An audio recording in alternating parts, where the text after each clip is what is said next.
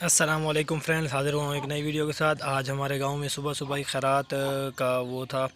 خیرات بانٹی جا رہی تھی۔ اور یہ خیرات کا کچھ اس طرح سے ہوتا ہے، میں آپ کو بتاتا ہوں کہ اس میں یہ ہوتا ہے کہ آپ نے مطلب سارے گاؤں والے مل کے گندم دیتے ہیں، گندم وہ جمع کرتے ہیں سب لوگوں کے گھروں سے، کیونکہ گندم تو ہر ایک گھر میں اپنی ہوتی ہے، تو گندم لے کے آتے ہیں ہر ایک گھر سے وہ، اور پھر پیسے جمع کرتے ہیں، پھر پیسے جمع کر کے اس گندم کو صاف کروا کے پھر اس کا حلوہ بناتے ہیں۔ اور جب بارش یا اللہ تعالیٰ سے استغفار یا توبہ کرنی ہو تو اللہ کے نام پہ یہ خیرات بانٹی جاتی ہے، اور یہ پورے بہت زیادہ بنائی جاتی ہے، اور پورا ایک دو گاؤں میں اس خیرات کو بانٹا جاتا ہے، اور پھر اللہ تعالیٰ سے دعا کرتے ہیں۔ اور ابھی اس مقصد کے لیے بنائی گئی، اللہ تعالیٰ سے استغفار کر کے کہ اللہ تعالیٰ ابھی کوئی باران رحمت دے دیں، بارش آ جائے، رحمت کی بارش آ جائے، کیونکہ فصل بہت زیادہ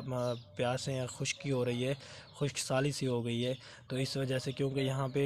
سارا کام ہوتا ہے، زرعی ہوتا ہے، اور بارش کی بہت زیادہ ضرورت ہوتی ہے، اور موسم بھی اچھا ہو جاتا ہے، تو اس وجہ سے ماشاءاللہ سے یہ گاؤں میں کام کیا جاتا ہے۔ تو ابھی میں صبح صبح جیسے ہی اٹھا تو ماشاءاللہ سے آج یہ خیرات بانٹ رہے تھے، تو میں نے سوچا آپ لوگوں کے ساتھ شیئر کر لوں۔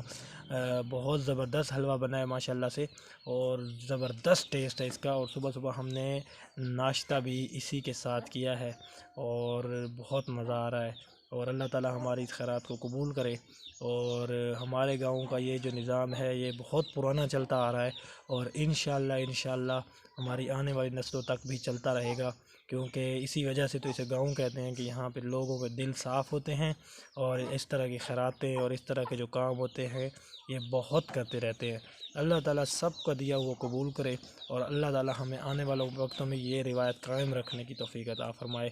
انشاءاللہ ملتے ہیں نیکسٹ ویڈیو میں، اپنا بہت سارا خیال رکھے گا، اللہ حافظ۔